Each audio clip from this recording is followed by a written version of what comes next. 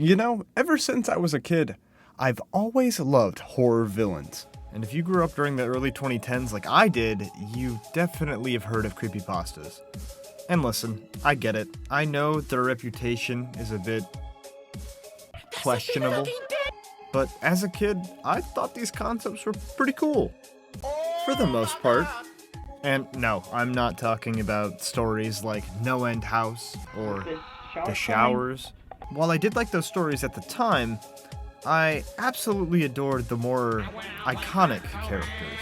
Characters like Slenderman, Eyeless Jack, Laughing Jack. Oh no. Anyways, I'd always wondered why there'd never been any action figures based off creepypastas. I mean, sure, there were a few out there, but with such simple yet recognizable designs, I would have thought there would have been a boatload of customs by now. Now, I myself don't have any experience in 3D printing or customizing, aside from an occasional paint effect, but I knew exactly what character I wanted to make an action figure of. Some people know him as Jeffrey Keaton, some people know him as Jeffrey Woods, or if you're a really cool guy, Jeffrey Mason, but in order to not set off any YouTube, whatever, it's Jeff, you guys know, it's Jeff the Killer, you saw the thumbnail, it's Jeff the Killer. It's Jeff the Killer.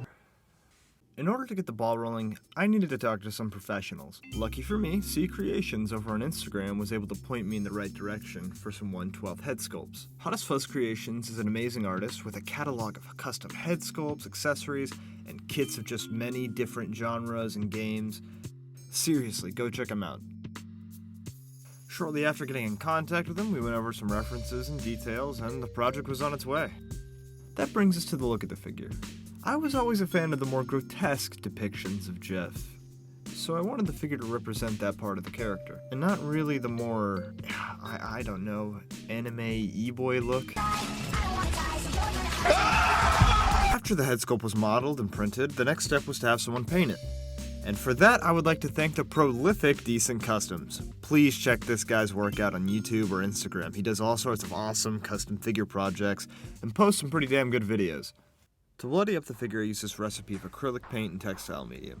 It consists of red, brown, and blue. Don't be afraid of adding more brown and blue to get your desired look, though. I'll link a video in the description that explains it way better than I ever could. For the body, I wanted something with a good range of movement, but also something that wouldn't make him look too swole.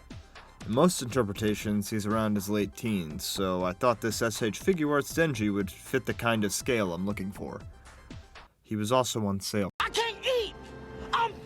I ended up replacing the Denji hands with the hands from the NECA Michael Myers from Halloween 2018, which surprisingly fit perfectly. After repainting the hands, shoes, and flicking a heaping helping of some blood paint on literally everything, you can now sit back and enjoy all the fun accessories your figure now has access to. This figure pairs nicely with the Casket of Cruelty. Oh, and don't forget to spray the matte finish, and make sure your outside furniture gets caught in the crossfire, permanently ruining it. By the way, the jacket I got for this figure was just some random listing on eBay for like 15 bucks. I'm sure you can find the best 1/12 scale hoodie for your desired figure. Alright, and now that you've got your painted head from the mail, our figure is complete, and we can enjoy the final product. And gosh damn, ain't he a beaut.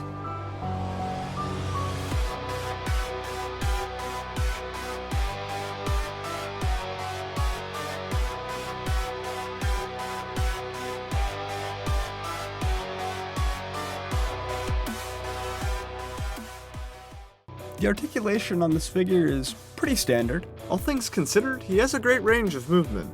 You can still get him in a lot of dynamic poses. I recommend watching an actual professional's review of this figure before you decide to go with it for your base body. Oh shit, I gotta be more informative. Cut around the base of this figure's torso with an X-Acto knife to maximize ab crunch potential. I really love the paint job on this head sculpt. He just has such a classic look to him, it's kinda hard to describe. and the teeth have just the right amount of gloss to them. One thing to note though is be careful of dropping the head sculpt, as the hair can be thin in some places and you might risk a potential break. Here's how he scales compared to some of my favorite horror figures: the Limb Toys Leon and the NECA Part 7 Jason.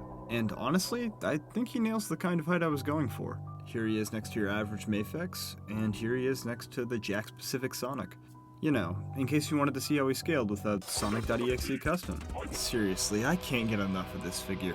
I know this figure isn't necessarily something people were chomping at the bit for, but what can I say? I guess I just miss seeing these characters. I know it's easy to look at something like this and just write it off as stupid, because it is, but with a character like this, and characters like these, characters who have no real canonical appearance, they just leave so much creativity to whoever wants to give it a shot.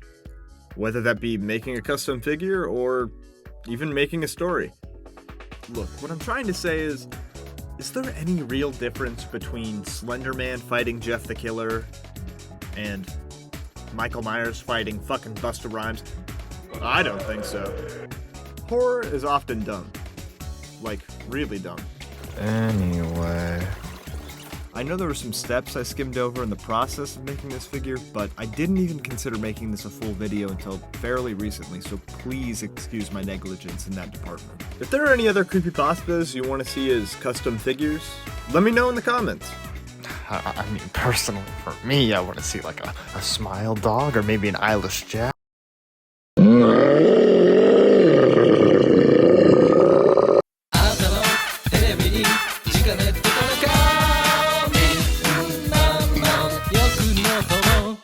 Do you want your own sexy custom head sculpt so you can be like these paragons of figure connoisseurs?